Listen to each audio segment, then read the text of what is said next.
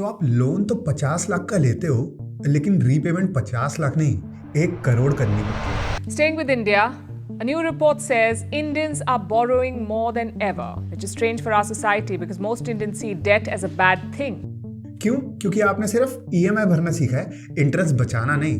तो अगर आपको भी लगता है कि आप ईएमआई टाइम पर दे रहे हो, मतलब सब कुछ एकदम सही जा रहा है, तो ये वीडियो तो आपको डेफिनेटली बिल्कुल आखिरी तक देखनी चाहिए। आज मैं आपको वो 3 गलतियां बताऊंगा जो हर दूसरा होम ओनर करता है, जिसकी वजह से लोन जल्दी खत्म होने के बजाय और ही लंबा चलता है। और ये मिस्टेक्स दिखती तो बहुत ही नॉर्मल है, लेकिन इनका इम्पैक्ट बहुत ही बड़ा होता है। तो आइए शुरू करते हैं।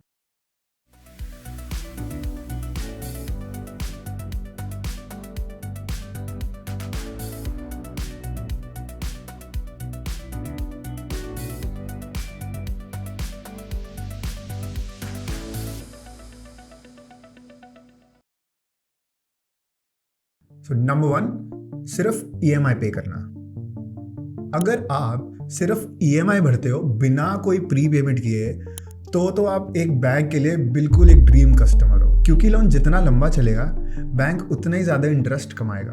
तो चलिए इसको एक एग्जांपल के थ्रू समझते हैं। सपोज आपका लोन अमाउंट 50 लाख का है और आप उस पर इंटरेस्ट रेट दे रहे हैं 8.5% and the tenure is going to be 20 years.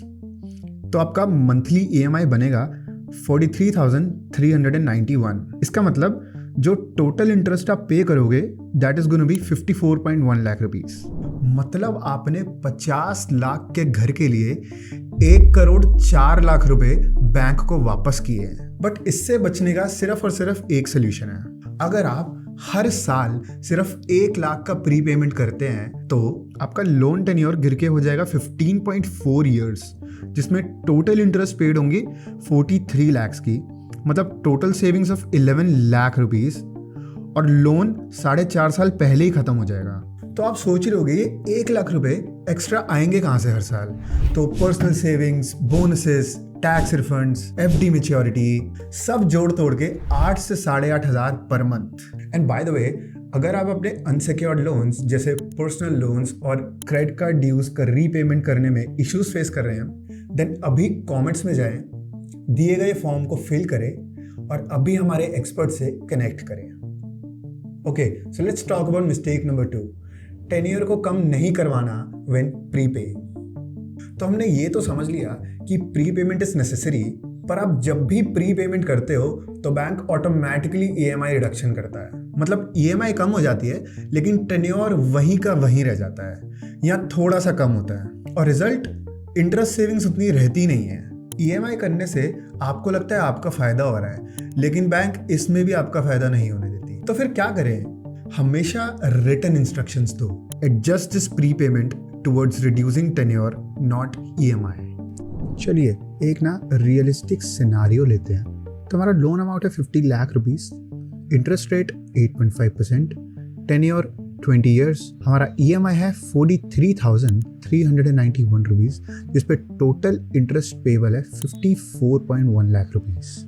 अब मान लीजिए 3rd ईयर के स्टार्टिंग में बोरोवर 3 लाख रुपए का प्री पेमेंट करता है, तो इससे हमारे पास 2 सिनेरियोज आते हैं। सिनेरियो ए, जहाँ पे बैंक ने ईएमआई कम कर दी बट टेन्योर सेम रखा, तो हमारा यहाँ पर ईएमआई ड्रॉप होके 40,675 रुपीस बन जाएगा और हम इंटरेस्ट 2.86 लाख रुपीस सेव करेंगे।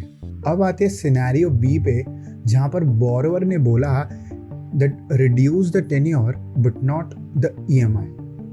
तो यहाँ पर हमारा ईएमआई तो सेम रहेगा बट टेन्योर रिड्यूस हो जाएगा 28 महीनों से, जो कि होगा 15.6 ईयर्स, जिसकी वजह से हम 9.47 लाख रुपीस का इंटरेस्ट सेव करेंगे। मतलब सिर्फ एक लाइन लिखने से हमने 6.5 लाख रुपए का एक्स्ट्रा इंटरेस्ट बचा लिया है। और ये क्लॉज ना हर बैंक मानता है, लेकिन वो तभी करते हैं जब आप स्पेसिफिकली मेंशन करते हो। तो ये तो ही प्री पेमेंट की बात, लेकिन अगर आरबीआई ने लोन के इंटरेस्ट रेट्स ही बढ़ा दिए तो इस सिचुएशन में आप क्या करेंगे? The Reserve Bank of India's 3rd rate hike in 4 months, up 50 basis points. The Reserve Bank of India has hiked the repo rate by 40 basis points to 4.40%. और यहाँ आती है हमारी mistake number 3, which is ignoring interest rate hikes. तो suppose करिए आपके interest rates बढ़ गए हैं, लेकिन बैंक ने कहा कि हम आपकी EMI नहीं बढ़ाएंगे, बस टेन्योर को एडजस्ट कर देंगे।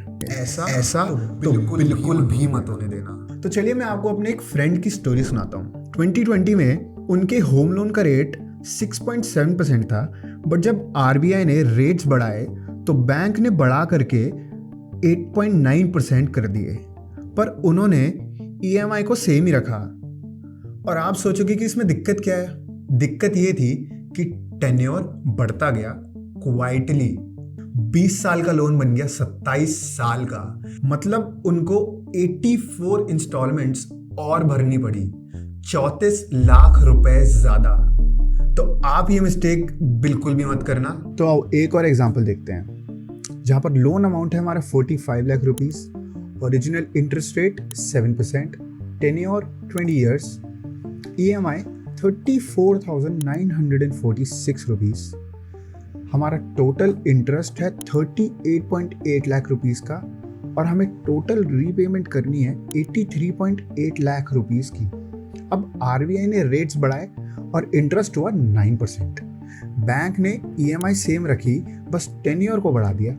रिजल्ट, हमारा नया टेन्योर हो चुका है 27 साल का, टोटल इंटरेस्ट हो चुका है 63.7 लाख रुपीस का, जिसपे हमें मोटा मोटा 25 लाख रुपए का इंटरेस्ट पे करना पड़ा है। तो आपको EMI का फर्क नहीं दिखा, बस 27 साल तक बैंक आपसे पैसे कमाता रहा। वहीं अगर आप अपने EMI का अमाउंट चेंज कराते, keeping the tenure as it is, तो आपका रिवाइज EMI हो जाता 40,488 रुपीज का, और आपका टेन्योर वही 20 साल, आपका इंटरेस्ट 52.17 लाख रुपीस, जिसपे आप एक्स्ट्रा इंटरेस्ट सिर्फ और सिर्फ 13.5 लाख का देते। तो शॉर्ट टर्म में तो EMI बढ़ने का पेन ले लो, लेकिन टेन्योर बढ़ने मत देना, वरना लॉन्ग टर्म में बहुत भारी नुकसान होगा। तो चलो let's recap all the mistakes जो आपको अवॉइड करनी चाहिए। मिस्टेक 1, सिर्फ EMI भरना बिना प्रीपे किए। मिस्टेक 2, प्रीपेमेंट के बाद टेन्योर कम नहीं करवाना। मिस्टेक 3, इंटरेस्ट रेट हाइक्स को इग्नोर करना। अगर आप ये 3 गलतियां भी अवॉइड कर लोगे ना, तो आप आराम से अपना होम लोन 5 साल पहले तो क्लोज कर ही लोगे, 10 से 15 लाख रुपए सेव भी कर लोगे। ऑफ कोर्स अगर आपकी पेमेंट कैपेसिटी इतनी अलाउ करती है तो ये सारे रूल्स फॉलो करके आपका लोन किस ईयर में खत्म होगा, ये हमें कमेंट सेक्शन में बताइए। अगर आप पर्सनल लोन्स या क्रेडिट कार्ड ड्यूज के रीपेमेंट में इश्यूज फेस कर रहे हैं, तो visit expertpanel.org, an IIT-IIM founded company जिनके एक्सपर्ट्स ने 35,000 से ज़्यादा लोगों की डेट से निकलने में मदद करी है। तो अगर आपको ये वीडियो हेल्पफुल लगा तो इस वीडियो को लाइक करो, कमेंट करो और शेयर करो उन फ्रेंड्स और फैमिलीज के साथ जो होम लोन के EMIs दे रहे हैं। Thank you. See you in the next one.